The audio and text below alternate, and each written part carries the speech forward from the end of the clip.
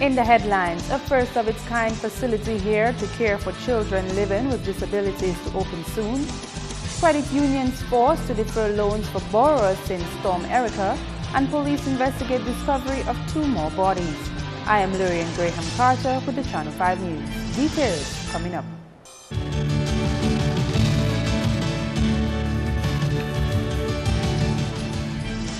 In the news, construction of a daycare center for children living with disabilities has been completed.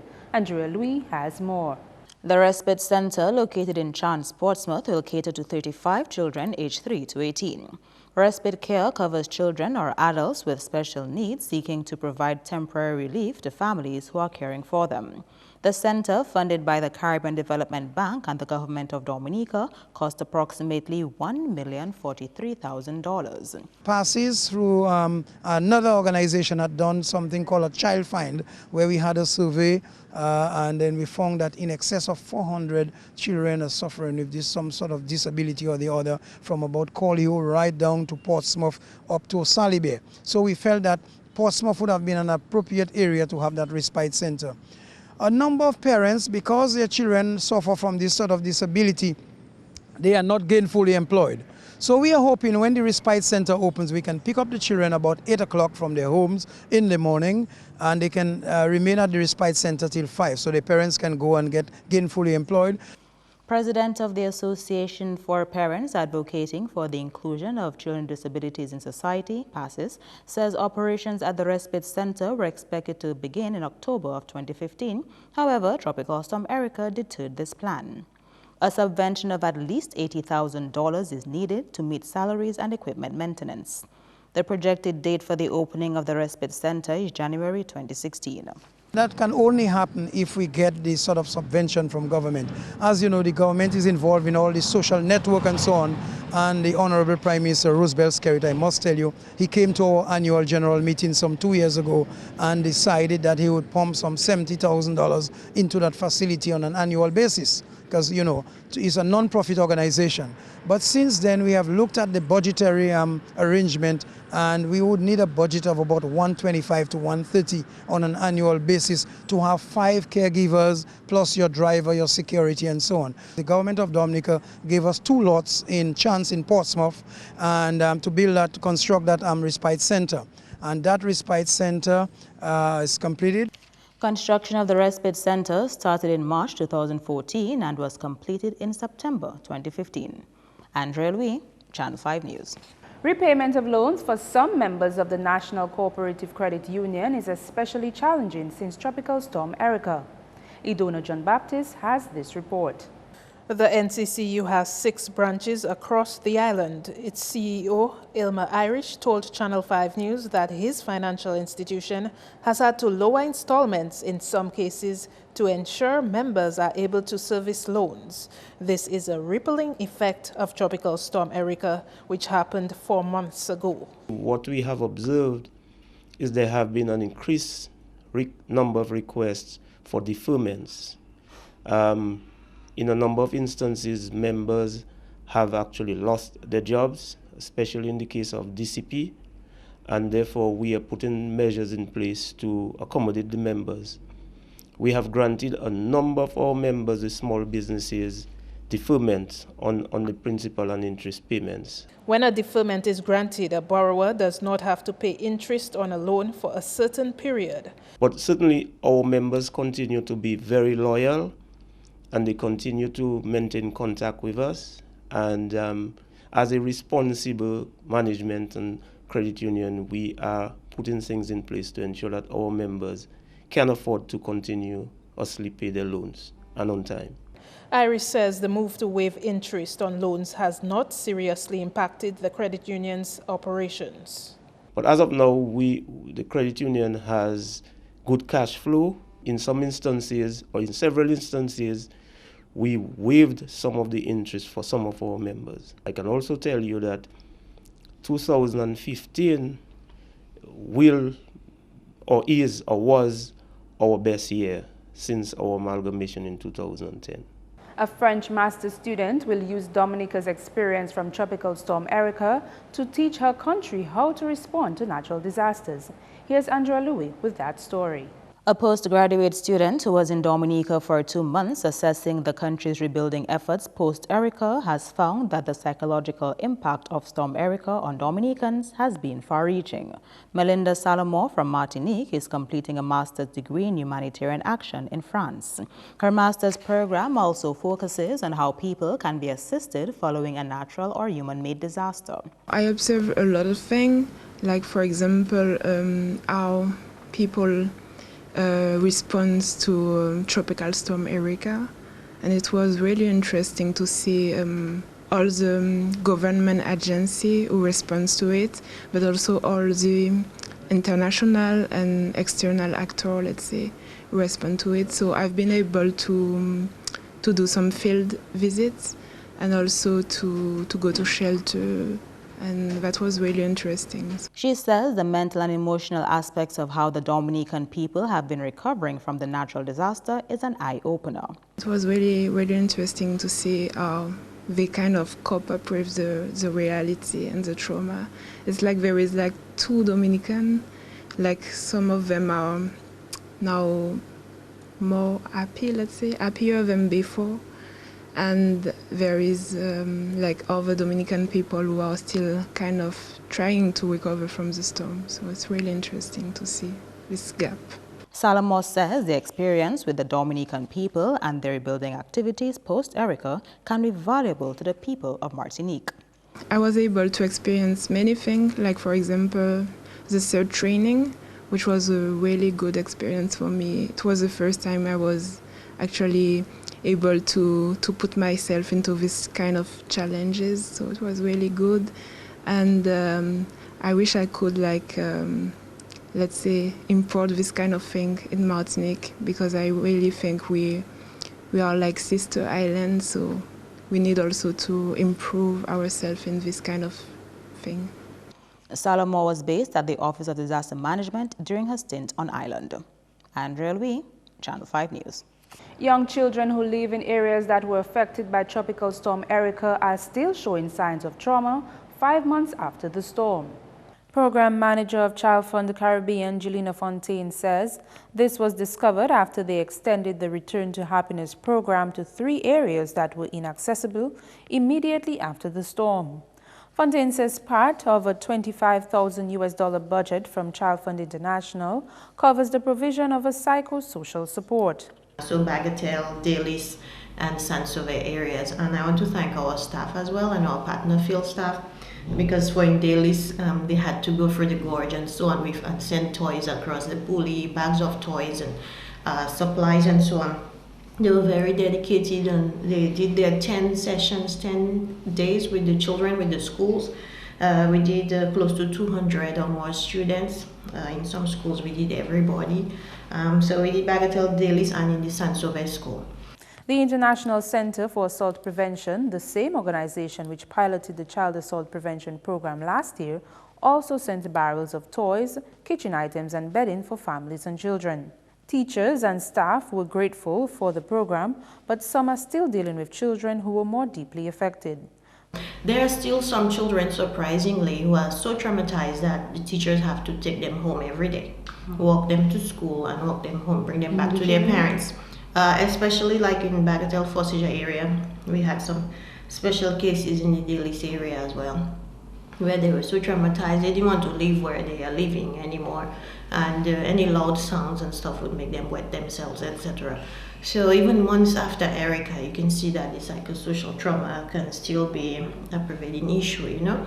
So we're happy that we could have made a small difference, and we're going to keep seeing how we can help as the time goes through until the departure. Fontaine assures the public that staff at the East and West Children's Federation is being trained for the transition after Child Fund shuts down this year. You are watching Channel 5 News. When we return, the head of DDA breaks the silence on the Carnival budget. Stay with us.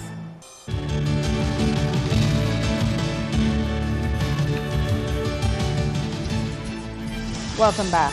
A 17-year-old male from Woodford Hill has been charged with this week's murder of a 51-year-old Brazilian national, Rose Wyatt.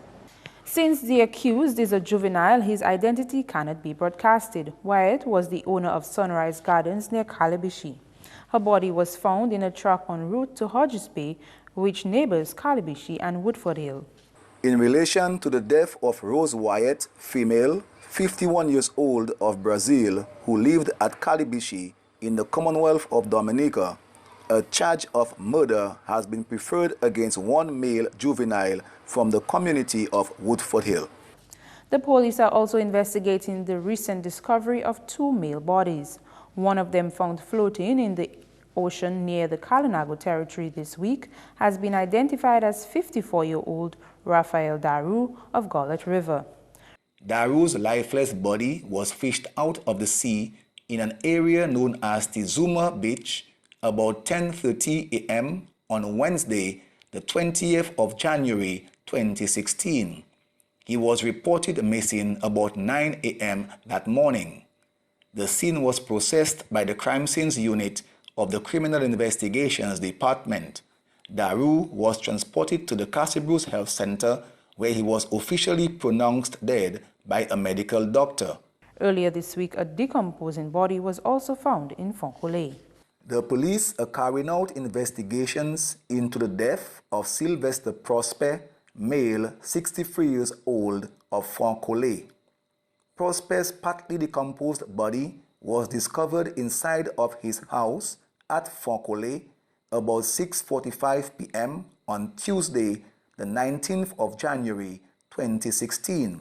Sylvester Prosper was transported to the Accident and Emergency Department of the Princess Margaret Hospital, where he was officially pronounced dead by a medical doctor. On the court scene, Lane Orlando Roye, who is before the High Court for causing death by dangerous driving, has another week to further prepare for his trial, which was scheduled to begin on January 21, 2016. Roye's trial has been pushed to January 27, 2016. This is related to a 2012 incident on the Goodwill Highway, which caused the death of Samuel Ailey of Boitica, who resided at Goodwill. Roye was at the time driving his vehicle, which hit Ailey while he was crossing the street. Attorney at law Kondwani Williams is representing Roye, while the state's case is being handled by Chuma Dirampel and DPP Evelina Baptiste. Meantime, the case involving Alistair Irish, who is charged with the 2012 unlawful wounding and causing grievous bodily harm to Malcolm Paul, is now in progress. A 7-woman, 2-man jury is hearing the case. In other news, the Ministry of Health is increasing its efforts to arrest the effects of eye problems among the youthful Dominican population.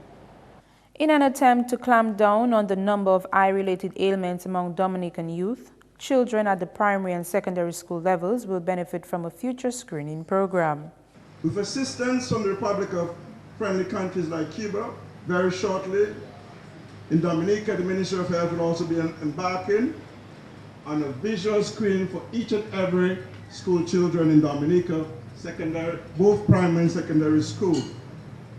This initiative will serve to boost the already established school health program done by the Ministry of Health. It will ensure that all children suffering from abnormalities and infections of the eyes will be captured and properly managed so that the eye problems do not impact on the education of these children.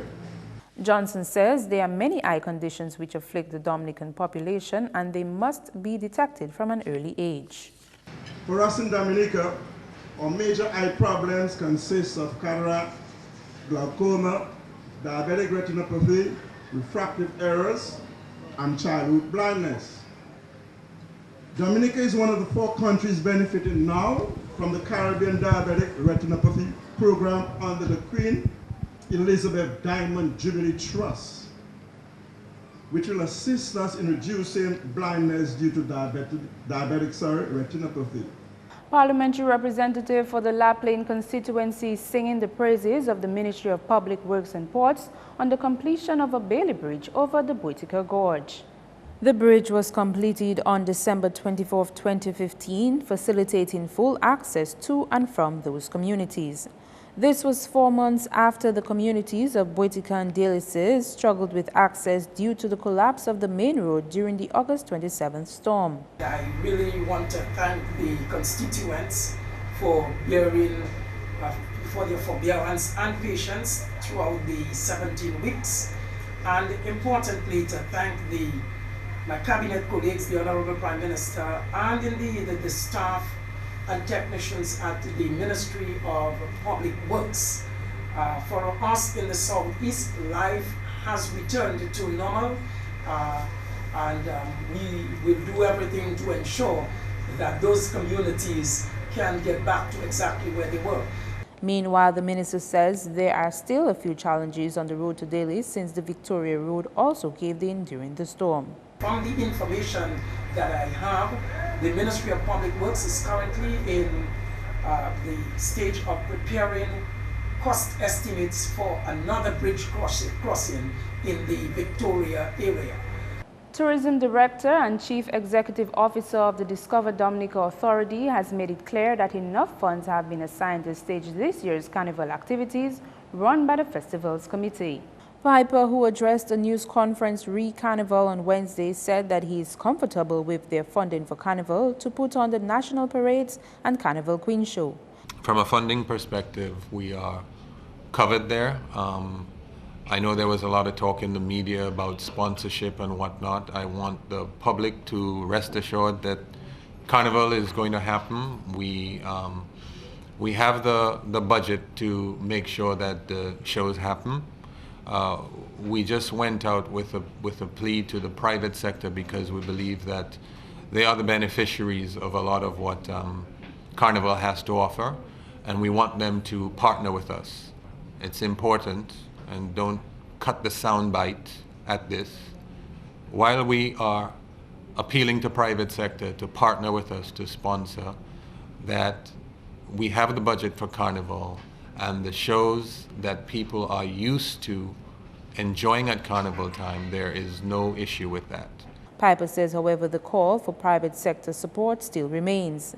He says the February 5th Queen Show and Carnival Monday and Tuesday parades will be hosted in a professional manner like was done with Saturday's Carnival opening parades. I would like us to focus on the positive and accentuate the fact that these 6 lovely ladies, intelligent ladies, have come forward, and I think we should be focusing on that aspect of the Queen Show as opposed to anything else. Funding is there. I think that's the message that we need to communicate.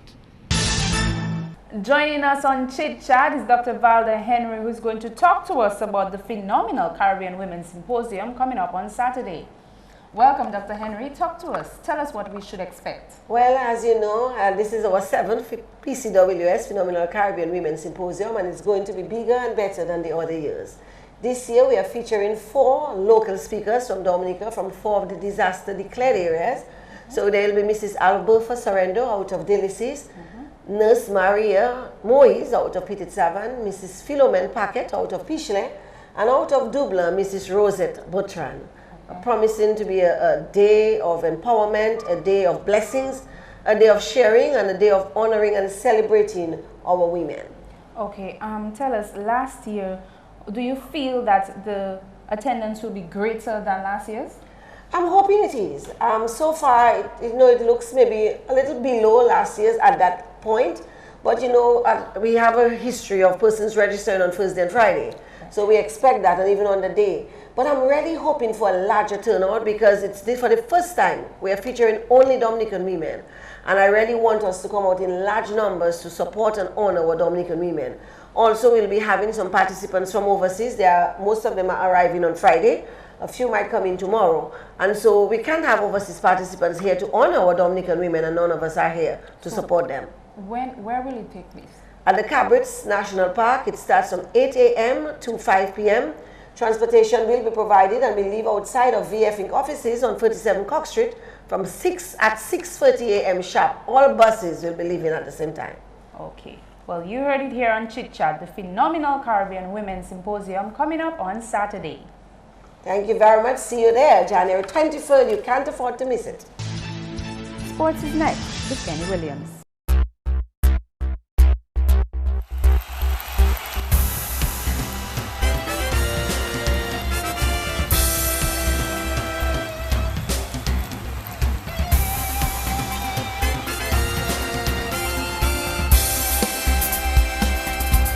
Hello everyone, and thanks for joining us.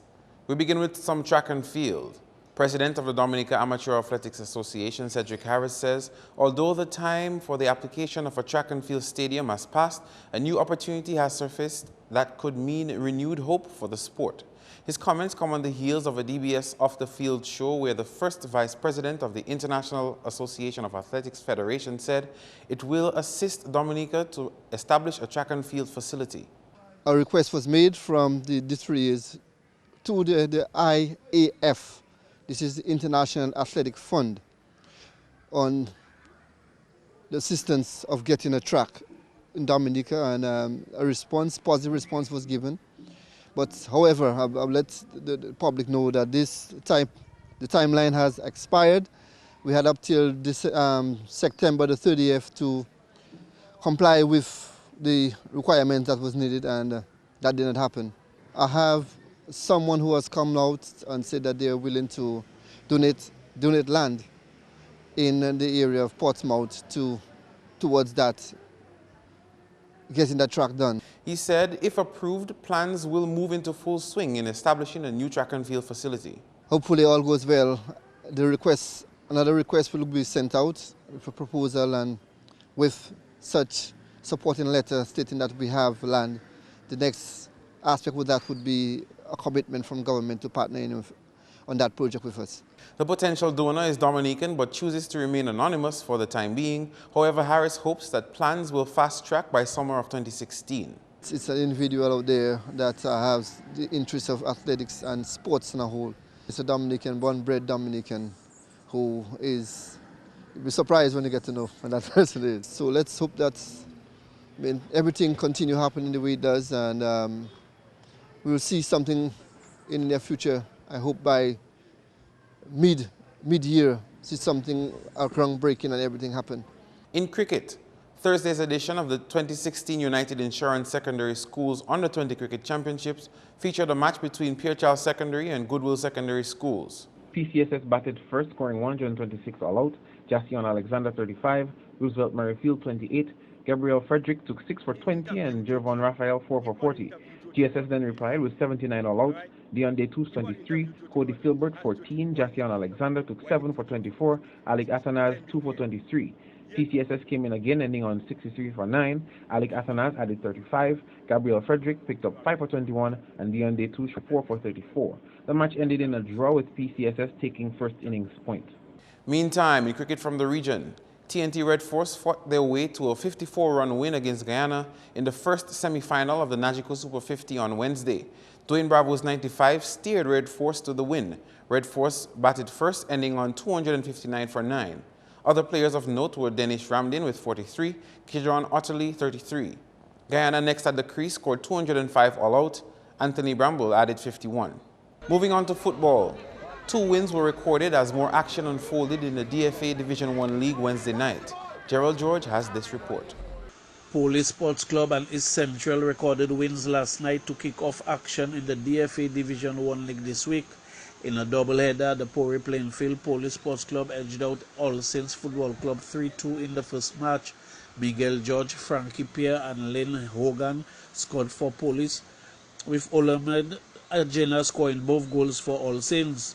In the second match of the night, East Central also won by the same margin, defeating Will George Academy 3-2.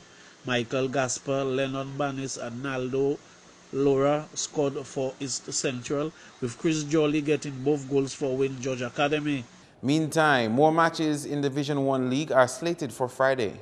On Friday, ACS Tarish United will come up against Petro Caribe Point Michel at 5 p.m. in the first match of a doubleheader at the Pori Plainfield, while at 7 p.m. Daspa Potters will take on RIC Kensborough. And at the Benjamin Park, it will be Glanville Renegades versus Itasi United at 5 p.m. And one change has been made to the match lineup for Premier League football this weekend. The match between league leaders Dubla Football Club and Northern Concrete and Steel Bombers in the Flow Premier League will be played at the Benjamin Park at 4 p.m. on Saturday and not at the Windsor Park Stadium as previously announced. And finally, 2 males have left the country on Thursday to represent Dominica at the World Beach Volleyball Championship qualifications in Antigua. President of the Dominica Volleyball Association, Albert Loblack, says the preparation stage ahead of the games was challenging, but the players were dedicated. Yeah, well, they go into the World Championship qualification, second round, beach. Yeah, they did take part in the first round last year, and they qualified. So for the second round, so they go on to Antigua this morning. They left actually for Antigua this morning to take part in the second round of the World Championship Beach Qualification Tournament. 2 of the players are from Portsmouth, and 2 of them from the other part of the country. So getting them together was a major challenge, you know. And we don't have many beaches and so on. So it's either somebody had to travel to Portsmouth or 2 of them had to go down to Mero, that kind of thing. So that was a challenge for us. But anyway, we worked around it and we did as best as we could. The first team comprises Jan Flora and Kerwin George. The second, David Toussaint and Adine Ems. They are expected to play against St. Vincent, St. Lucia, and Antigua over a 5-day period beginning Thursday. That's all the time for sports. I am Kenny Williams. Join us again next time.